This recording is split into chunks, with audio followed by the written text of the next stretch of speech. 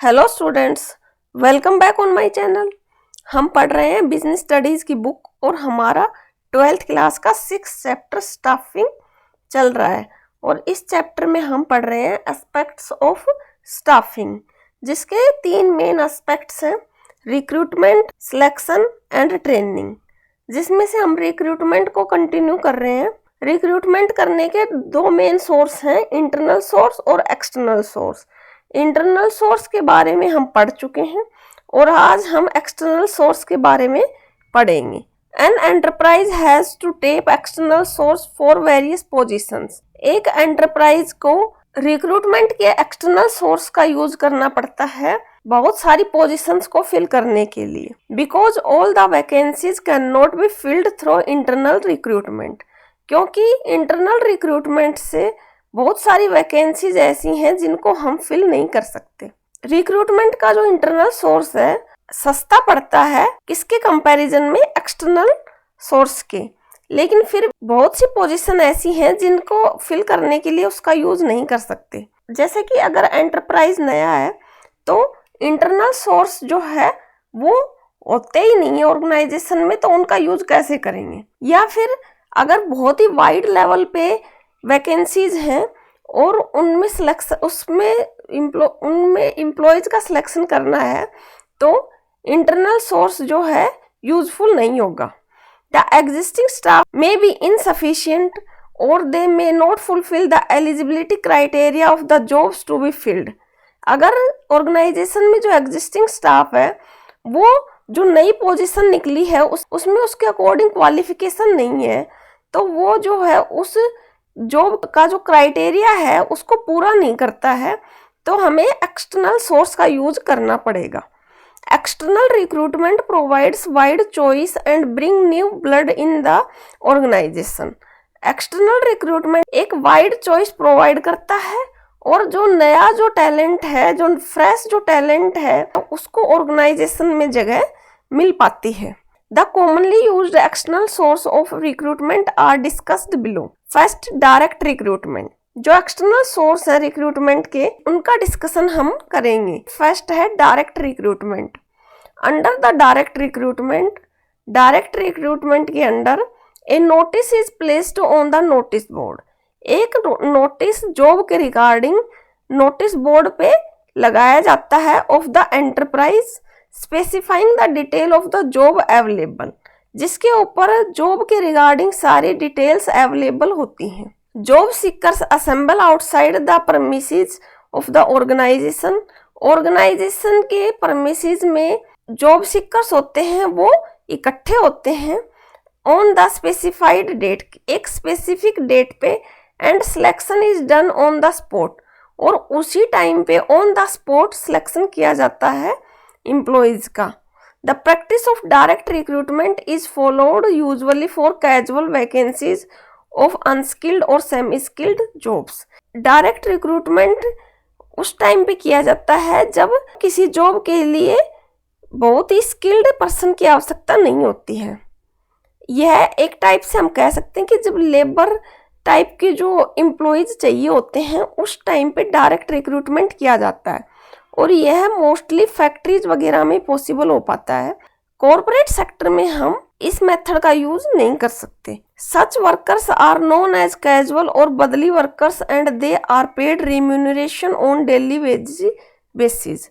ये जो इस तरह के जो वर्कर्स होते हैं उनको कैजुअल और बदली वर्कर भी कहते हैं, क्योंकि ये जो वर्कर होते हैं वो टाइम पे बदल जाते हैं। मीन्स आज वर्कर आ रहे हैं वो नेक्स्ट डे हो सकता है उनकी जगह दूसरे आ जाएं, तो उनको बदली वर्कर भी कहते हैं। They are paid remuneration on daily wages basis. उनको जो सैलरी दी जाती है वो डेली वेज के बेस पे दी जाती है। This method of recruitment is very inexpensive. यह जो मेथड है इसमें कंपनी है उसके ऊपर कोई खर्चा नहीं आता है, as it does not involve any cost of advertising the vacancies। क्योंकि इसमें ऑर्गेनाइजेशन को वैकेंसीज जो है उसके लिए किसी तरह की एडवर्टाइजमेंट नहीं करनी पड़ती, इसलिए एडवर्टाइजमेंट का कोई भी खर्चा नहीं होता है। It is suitable for filling casual vacancies. यह मेथड है ये सिर्फ कैजुअल वैकेंसीज को फिल करने के लिए सूटेबल है। When there is a rush of work और when some permanent workers are absent, कोई काम बहुत अधिक आ जाए एकदम से तो उस टाइम पे इसकी आवश्यकता होती है, या फिर एक साथ बहुत अधिक वर्कर्स जो है एब्सेंट हो जाएं तो उस टाइम पे इस मेथड का यूज करके वर्कर्स को भर्ती किया जाता है और उनसे काम करवाया जाता है। सेकंड जो मेथड है casual callers. Many reputed business organisation keep a database of unsolicited applicants in their offices. बहुत सारे जो रेपुटेड ऑर्गेनाइजेशन होते हैं वो क्या करते हैं कि वो ऐसे एप्लीकेंट्स जिन्होंने कभी ऑर्गेनाइजेशन में अपना रिज्यूमे सेंड किया था, मतलब ऑर्गेनाइजेशन के पास बहुत सारे जो कैंडिडेट्स हैं उनका रिज्यूमे रखा होता है डाटा के रूप में, उन कैंडिडेट्स को जब ऑर्गेनाइजेशन में रिक्वायरमेंट होती है उस टाइम पे उनको कॉल किया जाता है, तो उसको क्या कहेंगे casual callers. Such job seekers can be valuable source of manpower. ये जो जॉब सीकर्स होते हैं, जिन एम्प्लॉयज ने कभी ऑर्गेनाइजेशन में अपना रिज्यूमे सेंड किया था, तो ये जो जॉब सीकर होते हैं वो वैल्यूएबल सोर्स होते हैं ऑर्गेनाइजेशन के लिए, क्योंकि जब ऑर्गेनाइजेशन को रिक्वायरमेंट होती है तो उस टाइम पे बिना खर्चा किए उसी एप्लीकेंट्स को वो जॉब के लिए आमंत्रित कर देते हैं। A list of such job seekers can be prepared and can be screened to fill the vacancies as they arise. इस तरह की एक लिस्ट जॉब सीकर्स की बनाई जाती है और उनको जब वैकेंसीज अराइज होती है उस टाइम पे उनको कॉल किया जाता है। The major merit of this source of recruitment is that it reduces the cost of recruiting workforce in comparison to other sources. Recruitment के इस सोर्स की मेरिट यह है कि इसकी कॉस्ट दूसरे रिक्रूटिंग सोर्स हैं उनके कंपैरिजन में कम होती है। थर्ड है एडवर्टाइजमेंट। एडवर्टाइजमेंट इन न्यूज़पेपर्स और trade and professional journals is generally used. Newspapers, trade और प्रोफेशनल जर्नल्स में जनरली एडवर्टाइजमेंट दी जाती है। When a wider choice is required, जब एक वाइडर चॉइस की आवश्यकता होती है। Most of the senior position of industry as well as commerce are filled by this method. और मोस्ट जो सीनियर पोजीशन होती हैं किसी इंडस्ट्री की या फिर कॉर्पोरेट सेक्टर की वो इस मेथड से फिल की जाती हैं। मीन्स इसमें जो क्वालिफाइड बंदे होते हैं उनकी रिक्वायरमेंट होती है और उनकी रिक्वायरमेंट को फिल करने के लिए एडवर्टाइजमेंट मेथड का यूज किया जाता है। The advantage of advertising vacancies is that more information about the organization and job can be given in the advertisement. जो एडवर्टाइजिंग सोर्स है इसकी मेन एडवांटेज क्या है कि इसमें एडवर्टाइजमेंट के थ्रू वैकेंसी के बारे में और ऑर्गेनाइजेशन के बारे में अधिक इंफॉर्मेशन जॉब सीकर को प्रोवाइड करवाई जाती है।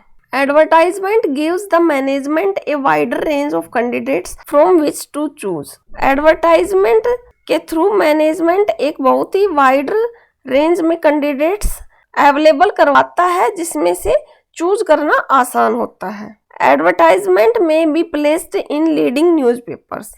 एडवर्टाइजमेंट लीडिंग न्यूज़पेपर्स में देनी चाहिए। कहने का मतलब है कि एडवर्टाइजमेंट उन न्यूज़पेपर में देनी चाहिए जिसको लोग ज़्यादा से ज़्यादा पढ़ते हैं। It's disadvantage is that it may bring in a flood of response and may times from quite unsuitable candidates. इस सोर्स की डिसएडवांटेज यह है कि इससे जो है बहुत सारे रिस्पॉन्स आते हैं, एकदम फ्लड की तरह रिस्पॉन्स आते हैं, लेकिन फिर भी वो जो कैंडिडेट्स अप्लाई करते हैं वो उस जॉब के लिए सूटेबल नहीं होते। तो यह एक डिसएडवांटेज है। इसमें रिक्रूटमेंट करने के लिए कॉस्ट भी ज़्यादा आती है ऑर्गेनाइजेशन को और उसमें जो रिस्पॉन्स आता है वो भी वैल्यूएबल नहीं होता है। Fourth is employment exchange.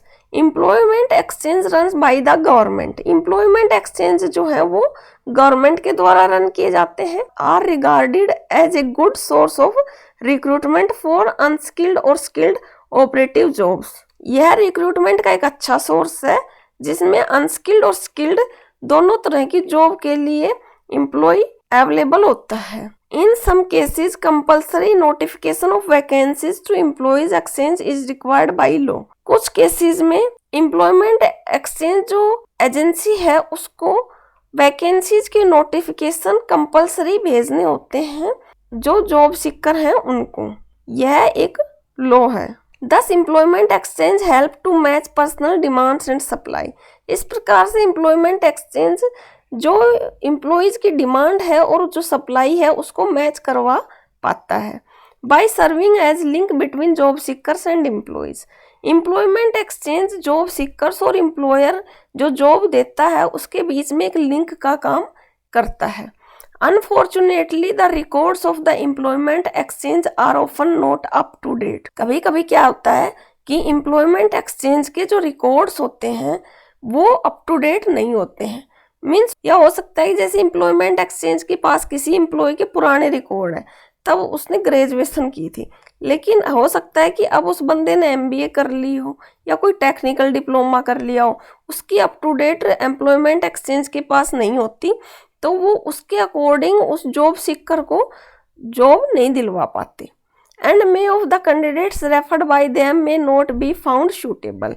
इस वजह से जो कैंडिडेट उनके द्वारा रेफर किए जाते हैं एम्प्लॉयमेंट एक्सचेंज के द्वारा वो सूटेबल नहीं होते हैं। Fifth, placement agencies and management consultant.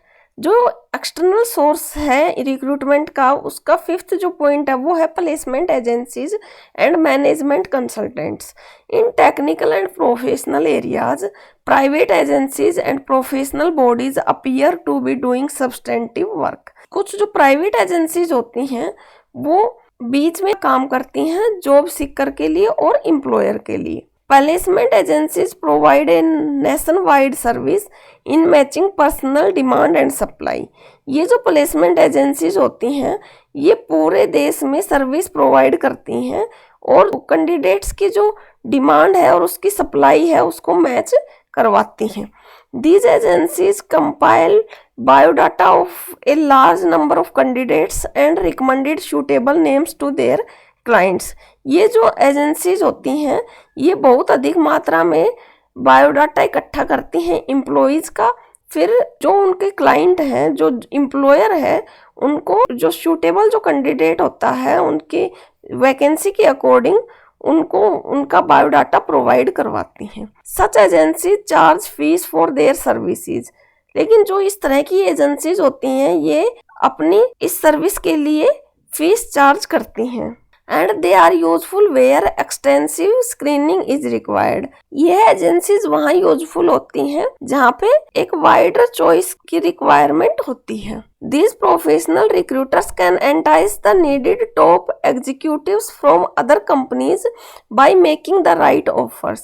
ये जो प्रोफेशनल रिक्रूटर्स होते हैं वो जो टॉप एग्जीक्यूटिव होते हैं दूसरी कंपनियों में उनको अच्छे ऑफर दिलवाकर उनको प्रलोभन देती हैं। अगर कोई एम्प्लॉय काम करने में बहुत अच्छा है तो दूसरी जो कंपनीज होती हैं वो उनको अच्छे पैकेज देकर अपनी कंपनी में उनको रिक्रूट कर लेती हैं। Management consultancy firms help the organisations to recruit technical professional and managerial personnels. Management consultancy firm होती हैं वो ऑर्गेनाइजेशन की हेल्प करती हैं टेक्निकल प्रोफेशनल और मैनेजरियल पर्सनल को रिक्रूट करने में।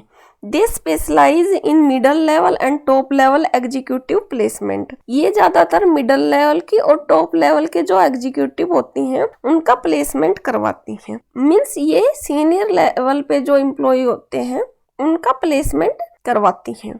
दे maintain data bank of persons with different qualifications.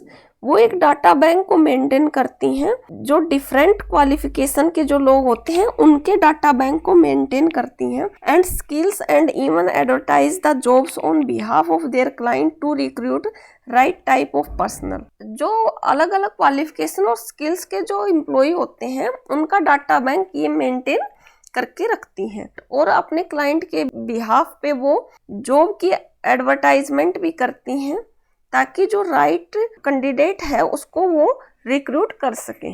उनके क्लाइंट मतलब जो कंपनी होती है जो उनको कहती है कि हमें इस तरह के एम्प्लॉय की आवश्यकता है तो उनके बेस पर जॉब एडवर्टाइजमेंट करती हैं और फिर उनको राइट टाइप का जो कैंडिडेट चाहिए वो अवेलेबल करवाती हैं। 6th is campus recruitment. College and institutions of management and technology have become a popular source of recruitment for technical, professional and managerial jobs. Management और टेक्नोलॉजी के कॉलेज और जो इंस्टीट्यूट्स हैं वो बहुत ही पॉपुलर सोर्स है रिक्रूटमेंट के, जो कि आसानी से टेक्निकल, प्रोफेशनल और मैनेजरियल जॉब के लिए कैंडिडेट्स अवेलेबल करवाते हैं।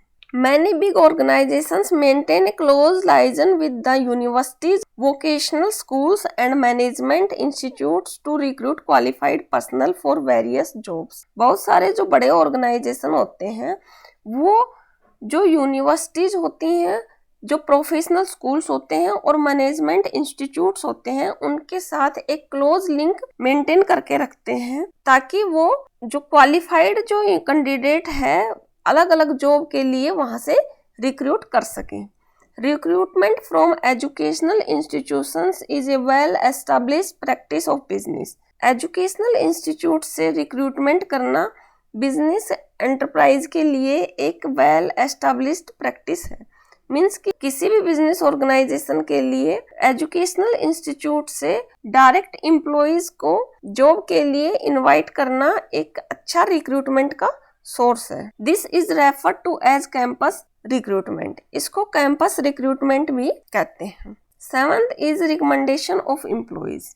Applicants introduced by present employees or their friends and relative may prove to be a good source of recruitment. जो प्रेजेंट में एम्प्लॉय काम कर रहा है किसी ऑर्गेनाइजेशन में, तो वो अगर अपने फ्रेंड्स या रिलेटिव्स को उस कंपनी में इंट्रोड्यूस करता है, रिकमेंडेशन करता है, तो यह रिक्रूटमेंट का एक गुड सोर्स है। Such applicants are likely to be good employees because their background is known. यह जो एप्लीकेंट्स होते हैं यह एक गुड सोर्स है एम्प्लॉइज का, क्योंकि उनका जो बैकग्राउंड है वो ऑलमोस्ट जाना पहचाना होता है। A type of preliminary screening takes place because the present employees know both the company and the candidates and they would try to satisfy both. एक जो प्रिलिमिनरी स्क्रीनिंग है वो हो जाती है क्योंकि जो प्रेजेंट एम्प्लॉय होता है वो दोनों को जानता है, कंपनी को भी और जिस कैंडिडेट को वो उसमें इंट्रोड्यूस कर रहा है उसको भी। तो इससे जो है वो कैंडिडेट को भी वो एम्प्लॉय सेटिस्फाई करता है और कंपनी को भी वो एम्प्लॉय जो उनके बीच में लिंक का काम कर रहा है वो सेटिस्फाई कर रहा है, और उसके कहने से जो एम्प्लॉय है वो भी उससे सेटिस्फाई रहता है और कंपनी भी उससे सेटिस्फाई रहती है। इसलिए यह एक अच्छा रिक्रूटमेंट का सोर्स है। Labour contractors maintain close contacts with labours and they can provide the required number of unskilled workers at short notice. जो लेबर कॉन्ट्रैक्टर होते हैं उनका लेबर के साथ एक क्लोज कॉन्टैक्ट होता है, एक क्लोज रिलेशन होता है, and they can provide the required number of unskilled workers at short notice. और वो एक शॉर्ट नोटिस पे ही जो अनस्किल्ड वर्कर्स होते हैं उनको अवेलेबल करवा पाते हैं। Workers are recruit through labour contractors who are themselves employees of the organisation. और जो वर्कर्स लेबर कॉन्ट्रैक्टर के थ्रू जो रिक्रूट किए जाते हैं वो कॉन्ट्रैक्टर होते हैं, वो खुद उस ऑर्गेनाइजेशन में एक एम्प्लॉय के रूप में काम करते हैं। The disadvantage of this system are if the contractor himself decide to leave the organisation. इस सिस्टम की जो डिसएडवांटेज है वो क्या है कि जो कॉन्ट्रैक्टर है वो खुद अगर ऑर्गेनाइजेशन छोड़ने की सोचता है, all the workers employed through him will follow shoot. जो एम्प्लॉय उसके थ्रू जो उस ऑर्गेनाइजेशन में आए हैं तो वो भी उसके साथ ही जाना पसंद करते हैं। तो यह एक डिसएडवांटेज है इस रिक्रूटमेंट के सोर्स की। 9th जो सोर्स है रिक्रूटमेंट का वो क्या है? Advertising on television. The practice of telecasting of vacant post over television is gaining importance these days. Television के ऊपर वैकेंट जो पोस्ट है उसकी टेलीकास्टिंग करवाना भी आजकल इम्पोर्टेंट सोर्स है रिक्रूटमेंट का। The detailed requirements of job and the qualities required to do it are published along with the profile of the organization where vacancy exists.